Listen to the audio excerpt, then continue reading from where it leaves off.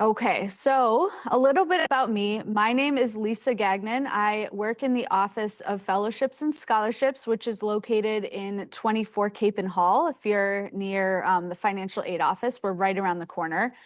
I've been working in this role for a little over a year now, but I also did my bachelor's and my master's degrees at UB. So my bachelor's is in English and linguistics. My master's degree is in English as a second language teaching, and that's what I was doing before starting this role. This picture here is from my time doing a Fulbright grant, which allowed me to teach English in Latvia for a year after my bachelor's degree. And so this photo is from Riga, which is where I stayed. And then I'm going to let Esther introduce herself. Hi, everyone. I hope you can still hear me okay. My name is Esther Jose. I am currently in Iowa State University. I'm an assistant professor in the industrial engineering department here. Like Lisa, I've also done all my degrees at UB. So I did my bachelor's, master's, and PhD all in industrial and systems engineering starting from 2016 to 2025. So fun fact, I actually met Lisa in 2016 when we were both undergrad students. So this is so fun to do with her. Um, I have, so I listed some of the awards I won while I was at UB doing grad school. So I won some external research awards, such as like the from Natural Hazard Center to study wildfire. I also won some external scholarships, like the Informed Seth Bonder Scholarship, which was specific to my area of study. And also I mentioned an internal research award, which I don't know if it's active anymore, the Center for Geohazard Studies Research Award. And my email is there as well. So that's me. Awesome. And you'll be sharing a little bit more about those awards later. But yes, super grateful to have Esther join us all the way from Iowa today. Reddy went over that.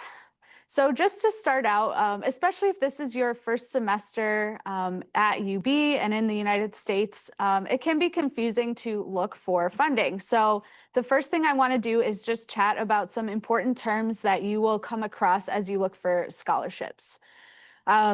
Internal funding, if you hear that term, refers to money that's coming directly from the university, in this case, UB, and it's given out upon admission. So when you were offered a spot in UB's program and they offered you funding or a scholarship, that is most of the money that UB has to offer. But there are some smaller awards available, and we will talk about those.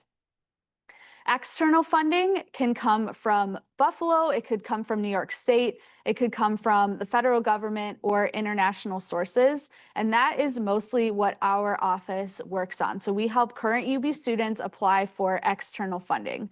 As some of you know, federal funding has been in flux a lot this year. So part of your funding search moving forward is going to be looking for different sources. So you're not just relying on one place to look for awards. Different terms come up, like fellowships and scholarships, and they're often used interchangeably. But in general, fellowships are more likely to be larger amounts of money. They might be renewable, so you might get them for multiple years. There might be extra benefits like a tuition waiver, a stipend, funding for travel. Whereas scholarships are more likely to be one chunk of money that you get one time, sometimes a little bit less, but both are very much worth applying for.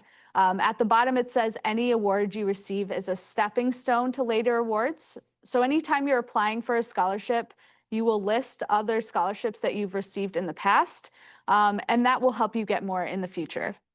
And then grants is a different category of funding that's usually specifically for the research that you are doing at the time of applying. Mostly those will go to faculty members or advanced graduate students, but they are available to most grad students, and it's something that you will be working on throughout your career. I think I see a question in the chat here, maybe.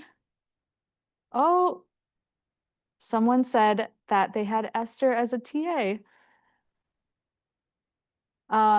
I see, does this apply to students who are not US citizens? Multani, do you want to, okay, Esther responded. So everything that we're talking about is general, so it relates to international students. There are a lot of awards that are just for US citizens, especially if the money's coming from the federal government, but we're talking today about how you as an international student can find funding for your degree. Okay, so my first tip, I think, there you go.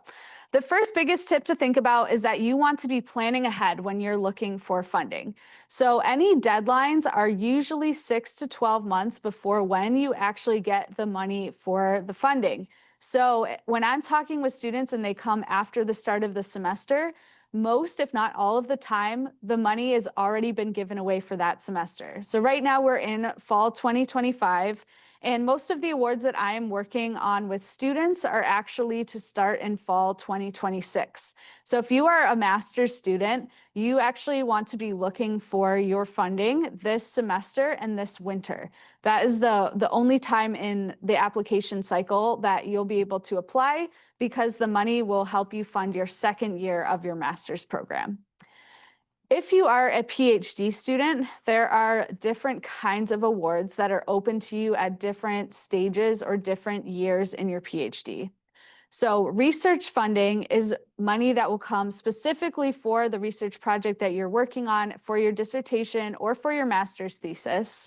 There's also money towards your dissertation that could look like a training grant that you get in between your classes and your dissertation, or there can be money for your dissertation year that you apply for during your second last year, and it lets your last year be more focused on writing your dissertation and not having to worry as much about your other obligations.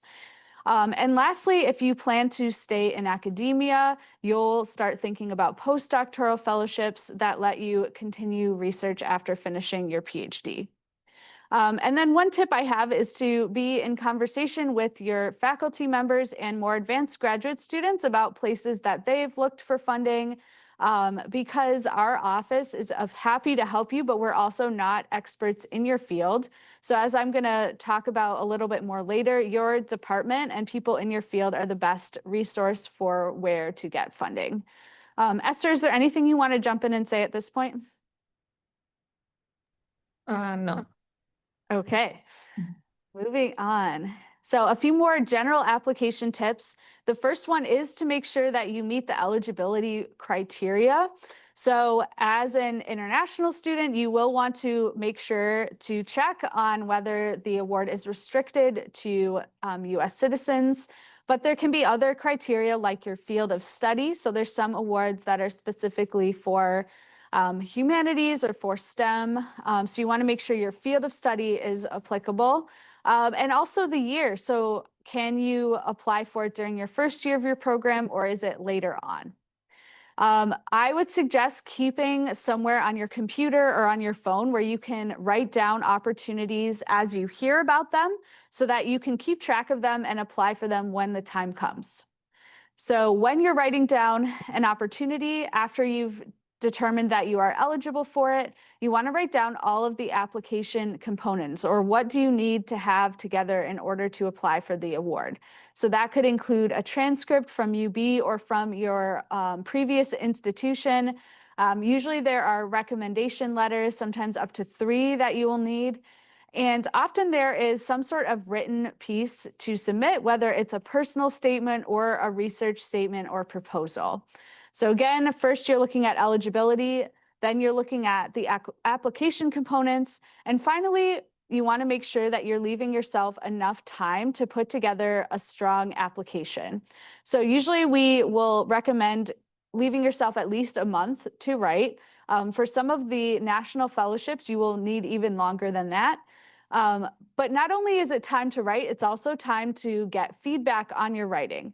So you want to have some professors that you can ask, some friends, and also resources like the Center for Excellence in Writing.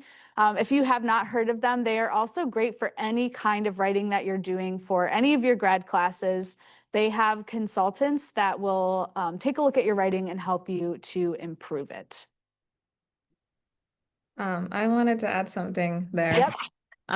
So I just want to mention, I think these days even I fall into this trap. It's easy to be like, oh, I don't need to run my writing by someone. I don't have time for that. I have like AI, I have ChatGPT to like review it. It's not the same because not only does it's not a person who's experienced particularly in your field who can give you specific feedback, but also it's a good way to like get to know professors sometimes, be like, hey, I want to apply for this. Can you give me feedback?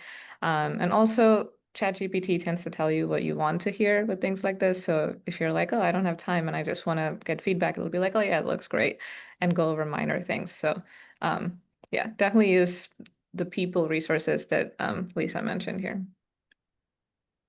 Yes, that is going to be even more and more important to think about is how does AI fit into this whole situation for sure. So other benefits. So most students think about fellowships and scholarships only in terms of money, but there are a lot of other benefits that you can gain from it.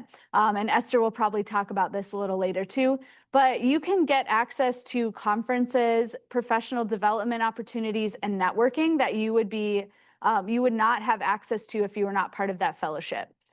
You can also get resources and funds to pursue other projects that you might not have been able to otherwise. So if you have interests outside of your classes or or your faculty's research project, you might be able to find things to pursue your own interests as well.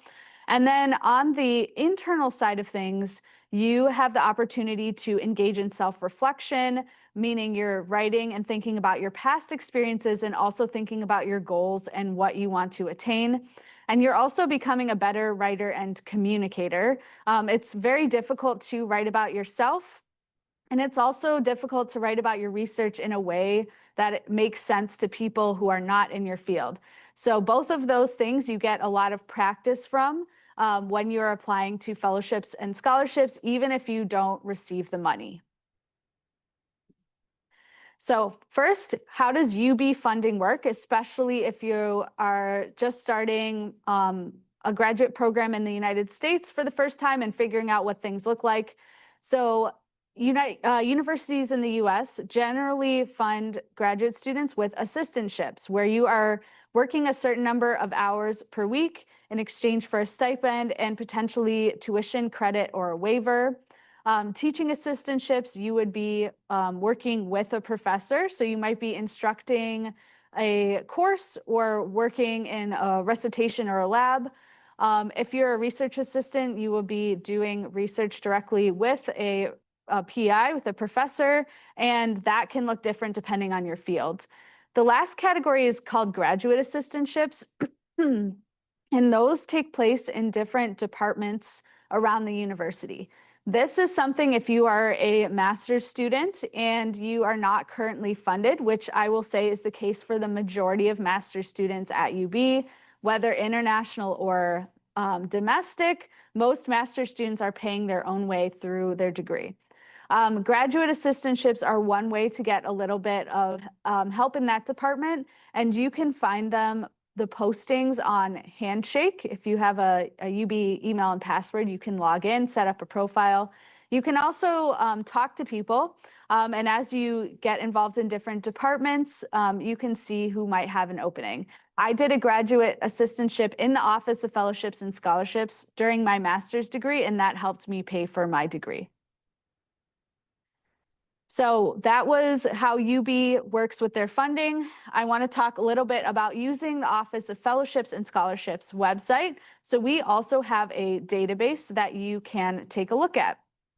So our website is buffalo.edu/fellowships. If you go to the Find Funding tab, you can see a list of all of the scholarships that we have on there. There are, of course, many more, and we are always adding scholarships. So you don't want to only look at our website, but it is a good place to start. We have a way that you can search by category. So if you go to category, there is a section that is open to international students. So that is where you will all want to go to see our list of scholarships for international students. Of course, you will still not be eligible for all of them because they are based on your discipline, but that's a good place to start.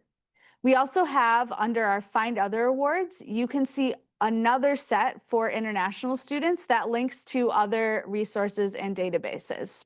So again, you can look in our funding database and then also in the Find Other Awards tab to see other scholarships open to international students. So that is where I would personally start when you are looking for funding. You can also read about UB students and alumni who have received fellowships on our website. And we'll talk more about how to connect with us at the end of the presentation. So when it comes to UB funding for graduate students, there's one main research fund that's open to any UB graduate student, regardless of your citizenship or your major. So it's called the Graduate Student Association Mark Diamond Research Fund. This fund can give you up to $5,000 if you're a PhD student or up to $3,000 if you're a master's student. And it's money specifically for research expenses. So if you need to purchase hardware, software, equipment, funds to travel to a site or to pay participants, all of those things could be covered under this fund. There are deadlines throughout the year, so you will just need to time it. If you know which months you're going to do your research, you want to apply for this funding the deadline before that. It does take a while to put together, and they're particular about making sure everything is in order, but it is a really great resource for UB students. I think I was going to have a slide on here. We'll see if it got mixed in and it's coming up later.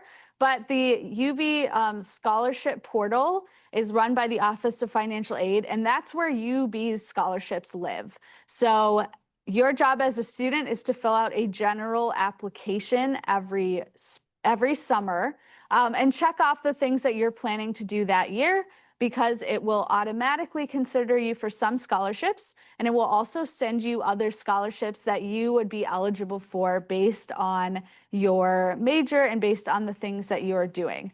So again, you can just search for UB Scholarship Portal on the website, and it will come up for you, and you can fill out a general application even today. You can do that this afternoon. Okay, so I'm going to turn it over to Esther at this point. Did you have anything you wanted to say based on the previous slides, Esther? Yeah, I was gonna say, so I think that portal has changed a bit since I was on there, but I think I got at least over this or 6, 7 years, I think I got at least 5 different scholarships from there. So it is definitely a great resource. And yeah, sometimes I even got scholarships that I was sure I wouldn't be good for. So definitely would second that recommendation. Awesome. Yeah, and I think a lot of students don't go in and know about it. So there's a lot of money that's kind of sitting in there. Okay, Yeah. for those of you that just joined since we started the presentation, our guest today is Esther. She is went to UB for her bachelor's through her PhD, and she's now a professor at Iowa State. And so she's going to share a little bit about the scholarships that she received and tips as an international student herself. And we'll see if this camera works very well. There you go. Okay. Okay. Great. Go ahead, Esther. Thank you, Lisa. So I have put together a few slides here on scholarships I got, what they meant, and then eventually I'm going to talk about experiences that led to this, and finally some tips that I've learned along the way. So I think this is chronological. So if you do research, this would be more relevant particularly, but in October 2023, I got a Natural Hazard Center Weather Ready Research Award program. So this was an NSF research program, but you could get like Weather Ready Research grants as a sub-award. So what that means is you got about $5,000 to $10,000, but the big advantage here was that this was really, really helpful to because a graduate student could be a PI. So this program is still out there, and there are many programs like this that graduate students can apply for small buckets of funding. And this is really helpful if you do research. You do not have to be a PhD student. In fact, you can even be a master's student. So I did mention here what were high effort or what wasn't high effort awards. So I've noticed that high effort awards sometimes it takes more work to apply to. It's not like the in the portal, but it's usually like you have to have a research program, a research question you're trying to answer. But it doesn't have to be very well developed. So if you have curiosity and you have someone to mentor you in your department, you can put together a research proposal. It's for a small amount for a small period of time. So this was a national award, but this particular one was extremely helpful when I applied to academic jobs later on because I could show that as a PI, I was able to get even if it was a small amount of funding. I'm going to jump to a similar award, July 2021, at UB. And this was the Center for Geohazard Studies Research Award. So I did look it up, and they don't have that exact name, but they still do have funding for students, the Center for Geohazard Studies at UB. So they give a lot of travel awards and research awards for students who are just trying to get into this field. And sometimes, if I personally, of course, there's a personal choice, but sometimes, even if I'm not very interested in a field, when I see a lot of like initial funding for a certain field like this, I will try to think of how my work could be applied to a natural disaster or to a natural hazard. So this was a UB award. It was high effort. Again, I had to write what I wanted to do with the money, but I got to travel with it. I visited Oregon. I was able to visit a prescribed fire, which is a type of intentional wildfire. And I think that eventually paved the way for me to get my October 2023 award, which eventually paved the way for me to be here. So those are kind of connected. Now, if you are not necessarily looking for money to do research, I would also highly recommend looking for your own organizational awards in your departments or in your fields. So for example, Informs is the big organization for operations research, which is my field of study. So they have a lot of awards that are on the national level, but only for operations research students. So this one, a big thing I learned from this award was never to say no to yourself because I had just started working in military research at that point. And I was like, I'm not going to get it. And they only give one award a year. So I was like, I'm not going to get a national award for military research when I just started working on it. But I took the time and I applied. And just for transparency, I got over $10,000 from that total because they actually have a recurring award, which I did not even know at that point of time. There's a possibility to get recurring funding. So this funding did not come with limitations, which meant I did not have to use it for research. So it was very helpful during my PhD. The next slide. Yeah, I'm just gonna add one thing. Like, just notice, like, obviously, I don't, maybe there's somebody else in operations research here, but probably not. So as you're listening to Esther talk, just take note of the different kinds of awards that she's applying for and the sources. So like, there's a National Science Foundation one, there was a UB one, there was a like one in a professional organization, and notice that she's looking for things related to her research, not exactly, but how could her research be applied to other scenarios? And I'm also hearing you saying just that going through the process of applying, even if you're not sure you're going to get it, and you did win some. So really good tips. Okay, there you go. Thank you. So I actually want to connect to something Lisa mentioned earlier, which was to talk to people in your department. For example, that Informs what we call the Seth Bonder Award. I don't really think was advertised. Someone else had mentioned it to me, and that is how I found out about it. Similarly, the Center for Geohazard Studies, even though it is open to all UB graduate students, I don't think I've ever seen an advertisement for it, but someone in my department got it a few years before me. So definitely be talking to people. That is sometimes the best way to hear. And even when you just hear, oh, someone in my department got this funding, it makes you feel like, okay, maybe I could do it too. Even if it's like from the geography department, which is so unrelated to engineering, right? Another this one was an international award. So this one was interesting. It didn't actually pay for research or for my education, but traveling and experiences are very important to me, as I am sure they're important to a lot of you. So there's a lot of summer schools and summer institutes in Europe and in the US. You don't need to already have expertise in something. They pay you to come learn a specific topic. So this is really great if you're a master's student, for example. or even if you're an earlier PhD student, because I do a lot of decision science research. Again, I'm an engineer, and this summer institute was on rationality, which was from the psychology department. Seems completely unrelated, but I pitched myself as, I bring the quantitative side of decision, but I want to integrate the behavioral side of it into my work. So I got to go spend 2 weeks in Germany for free. I got to meet so many friends, learn a lot of things. So I want to shout that out as well. And I want to kind of to wrap up the story, I want to mention that starting in September 2025, I got an NSF grant as PI for almost $800,000 here at Iowa State University. And a lot of that came from, I just wanted to show the story of how that built, especially for those in PhD who are wanting to go to academia.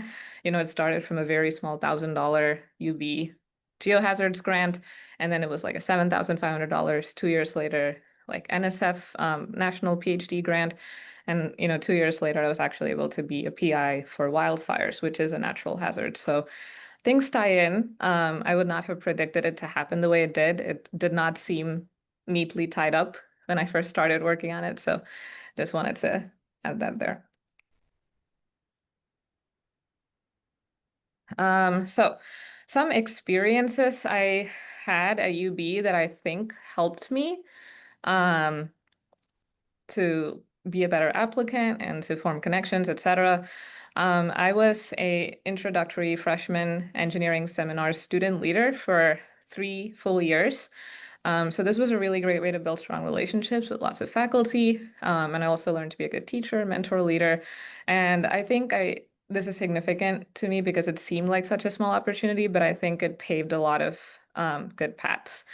So that one was paid, but I also did some unpaid experiences. So in spring 2021, I was the UB ISC graduate ambassador. So I got to share my experiences and learn to talk to lots of different types of people.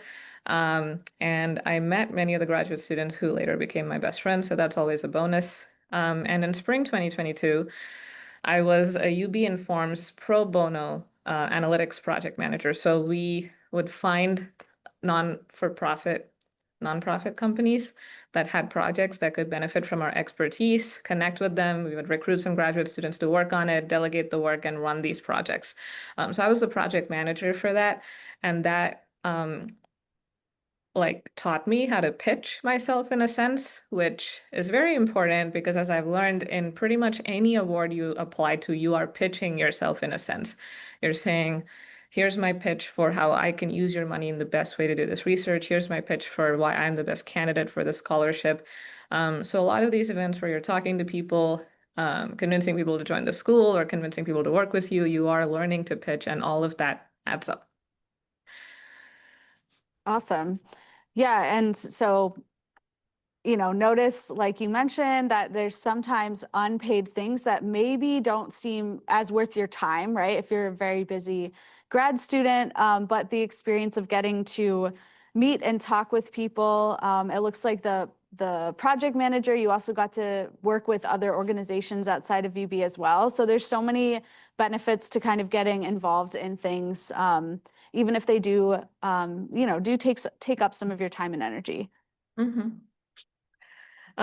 Okay, so I kind of have some tips here. So the first thing I want to mention is so technically I am 10 years later, I am still an international student. I am still on OPT. So I just want to say I see all of you. I know your struggles. I have lived it. I am still living it in a sense, although I'm grateful to have a job and be on the other side in that way. I just want to say it is hard. Um, and honestly, there's no good solution to it. I wish I had magic words or a magic wand.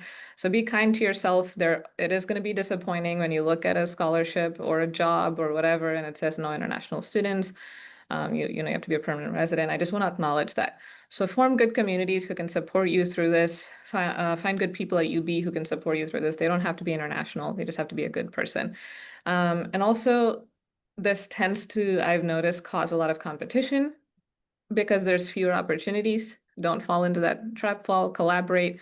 Our collective success, someone else's success is your success when you're in the same school or on the same mission.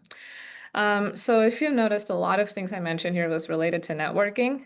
I one thing I want to point out is it's important to network long before you need things from people. I think a lot of people assume that networking means, oh, like when I need something from Lisa, I'm going to make an appointment with her and be like, hey, can you do this for me in the next week? That is not networking. That is pestering in a sense. So be intentional about meeting people. Don't meet them just because you want something from them. And it might seem like this advice has been, I don't know, overemphasized. So I just want to mention some things that networking got for me, and how networking can look different. So back in 2016, I applied for a very simple kind of like hourly wage job at student or at procurement services at UB, right? And I did not get the job, but I stayed back after the interview because I was just talking to people who worked there, asking about their jobs, just I'm a talkative person, as you can tell, just talking, being curious about what they do. So I did not get the job in that exact department in procurement services, but they actually called me a week later and they were like, oh, someone was talking to you and they really liked you and they just wanted to say the other department has an opening. And I got that job. So that was a very short-term thing, but just being authentic and connecting with people helped me get that job. Later on, during my PhD, obviously, as many of you know, it's important to you would rather be a research assistant than a teaching assistant many times because research assistantship pays you for your research. I, there was a professor who I often spent time talking to, et cetera. I took a class with him and he had funding for about 3 years, but that funding wasn't ideal for international students. It was an Air Force funding, so there was a lot of hoops to go through to actually get it working for an international student. But because he knew me, he actually considered me, even though I was with a different advisor, and he reached out to me and he was like, oh, I know you pretty well and I want to consider you for this. So he made it work for me. And for 3 years, I was funded by the Air Force. Now, of course, technically, that's also my experience or expertise or whatever, but I truly believe that one thing that set me out was that I was chatting with him after class sometimes. So I could keep going on in this realm, but I'll stop there. I also want to say pace yourself. So like Lisa said, keep a list going. Don't try to apply for everything last minute. Try to spend, I often try to do things like this. For example, on Friday afternoons, I try to block off that time, look for things, try to write things, try to write your statements, etc. Um, and be genuinely curious. Do not network or do not participate in activities you do not like, only to be able to add it to your resume. If you think you don't like it, just be curious about everything you encounter. And also, please be authentic. Please don't send long AI written emails to anyone. It is okay to use AI to help you proofread, etc., but please write it in your own words. Please don't, mass email people. And also be persistent. If you want to reach out to someone, it's okay to email them twice. Just don't be rude about it. And I'm going to give you an example in the next slide for this. And finally, never be the one to say no to yourself. I once applied for a scholarship and I was an undergrad student, and the scholarship it said preferably for people who are military veterans, which obviously I am not. And I'm also not even a US citizen. So I was like, oh, this is probably a no. But then I thought about it and I was like, I don't think anyone, it was only for my department. And I was like, I don't think anyone in my department is a military veteran. So might as well apply. And I did get it. So, you know, never ever be the one to say no to yourself. So talking about some examples I wanted to share on the next slide.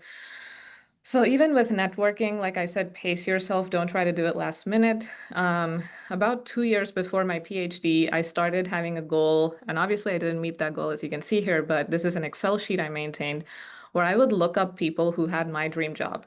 I wasn't asking them for a job. I wasn't asking them for anything. I just wanted to know how they got here, what their life experiences were. So I would write down their name. I would try to set up a meeting with them. So you can see I did meet with many of these people. Some of these people I did not get a chance to meet with. I would write down institutes I wanted to meet people from. And I got so much good advice. And one question I used to ask everyone was, this is what I want to do with my life. And this is what's important to me. And they would give me lots of suggestions for things I could apply to, for other people I could talk to, etc. So this is a great way to build your network to get opportunities that you might not see otherwise, whether it is to get research funding, whether it is to apply for jobs. So in this instance, it was because I was looking for jobs eventually, but I just want to mention being intentional with networking, and pace yourself and use it to build your resources. And in the second, next example, when you email people asking for even a recommendation letter or help, this is actually an email I just sent someone, I think a couple of weeks ago. So her name is Casey, and she is a professor in Northeastern. I love her research, and I wanted to talk to her about it. I had already emailed her 2 times. I emailed her again, and she actually responded the third time. But as you can see, even though I was persistent, I was kind about it. I was like, hey, I hope your semester is going well. I'd still love to connect. It's totally okay if now isn't the right time, etc. And also, send them your availability so it's easier for them to schedule something. So I'm mentioning all of this because I think often the people part is what gets you into these rooms and gets you these opportunities. And it's important to connect with people well. So these are some of the tips I found that have helped me connect with people well. I think that's actually the end of my slides, but I just want to add, if you have any other specific questions, I think my email was up there in the front. Feel free to email me. I do get a lot of emails and I might not get a chance to respond immediately, but I do my best to eventually get back to you. Um, so, and of course, I think we also have Q&A here, but that's my spiel. Awesome. Thank you, Esther. Yep, I just have a couple more slides, but please, we will have some time for questions, which is awesome. So think about what you want to ask Esther. She's obviously clearly a very great resource. And also, I think you're becoming a good person to know now too. So, okay. A few things, last thing. So letters of recommendation, again, especially if you're just kind of entering into the US educational system here. So we recommend asking at least a month before whatever deadline you have, just to give the faculty or the person plenty of time to write for you, but also not too far in advance where it's going to get put at the bottom of the things that they need to do. Like Esther said, every faculty that I've talked to does not mind if you follow up with them because they are busy. They do have a lot of emails. So looking at Esther's example, just writing something that is professional and respectful, but also, shows that you care about what you're doing and you really do want them to write for you. We recommend that you start building a team of people to write letters for you because every scholarship has different things that they are looking for from the applicants. So you will definitely want to have professors and research mentors. You also want to have someone outside of just your primary research mentor as well, someone else in your department. If you're applying for other types of awards, you want to be thinking about past job or internship supervisors that could speak to your professionalism and your work in the professional world. And then there's a lot of scholarships that are looking for sort of the soft skills that we're talking about. So leadership skills, community service, teaching skills, cultural competence. So having a couple of people who can talk to those aspects of who you are is also really helpful. When you do reach out to someone for a letter, you want to send as much information as possible to them. So you want to send information about the award. So not just the link to the award, but if they have a page of directions for their letter writers, you want to send that. You also want to send your resume or CV because a professor that you've had is not going to know all the things that you've been involved in, and it helps give them context for all the things that you're doing. And then if you have started working on a draft already, you can send it to them either for feedback or just to say, here's kind of what my application is looking like, because your letters of recommendation are really backing up what you're saying about yourself in your application. And finally, you don't want to think as much about the title of the person as much as who has had really strong and meaningful interactions with you over multiple years. So that's something that comes over time. It's not going to happen in your first semester, but the best letters of recommendation are ones where the writer can point back to specific days, specific conversations that they've had with you. Like Esther was saying, if you were going and just talking with faculty about their research and about their career and how they got to where they are. Those are the kinds of things that really stick in people's minds and they can bring back when they're writing letters for you. A few more notes about becoming a more competitive applicant. So I do think really networking and getting yourself into the doors and the rooms and the spaces that you wouldn't have otherwise is super important. And so what does that look like? Generally, it looks like going beyond the classroom. So going beyond just taking your classes, just being in your lab, just getting your degrees, but looking at what else can you get involved in. Again, things that you are genuinely interested in. So when it comes to community engagement, that looks like being somewhere for a sustained period of time in an area related to your goals. So I'm thinking about like Esther's example of working as like a project manager with nonprofits. That's a really good example of this. And I like to think if you spent 2 hours a month somewhere and you did that for 2 years or 3 years, that adds up to a lot of time that you can actually make an impact in that area and also build some really strong relationships as well. The second thing is leadership. So many students might be part of an e-board on a club or might be like a TA or some sort of leadership position, but it's not as much about the title or that you had as much as what was the impact you made as a leader. So thinking about when you saw a problem or an issue within a department, the school, your community, and how you stepped up to make an impact in that area. That's the kind of leadership that sets you apart in funding applications. And then going beyond the classroom, what are some things that your department does that you could get involved with? If they have series of speakers, if you have the chance to attend or present at a conference, there is conference funding available as well. Or even things that are happening across the university. Those, again, are great ways to meet people, to learn about research that's being done outside of your area, and to just kind of get out of the bubble that can be your department, your lab, your cohort. So for what do we help with? So the Office of Fellowships and Scholarships is available for you at any point in the process. So I am happy to talk to you if you're figuring out what you want to apply for. I can help you figure out if you're eligible for what you're looking at. If you're not sure what the questions are asking for, we can sort through that. If you have a draft and you want someone to look at it, we can look from the perspective of a reviewer. So the person that is looking at the criteria and how well you fit into that criteria. We can help you if you're trying to figure out who to have as a letter of recommendation, to work on personal statements as well as project proposals. And then if there's a time where you have to interview for a scholarship, we are available to help provide mock interviews and to prepare for that. My recommendation and suggestion is that before you meet with us in the office is that you do your own scholarship search already, because otherwise we'll be talking about a lot of the same things that I am sharing here. So starting and doing a search for yourself and coming with a few options will make the conversation go be much more productive. And so how to connect with us. I think the best way is to make an appointment on Navigate. I will be your primary contact if you, as a graduate student, or if you are in a STEM major. Megan Stewart is the primary contact if you're looking at any awards to go abroad. There's a few awards like that that you could potentially apply for. And if you are one of UB's fellows, so like a presidential fellow, for example, Megan would be your contact if you do have any issues there.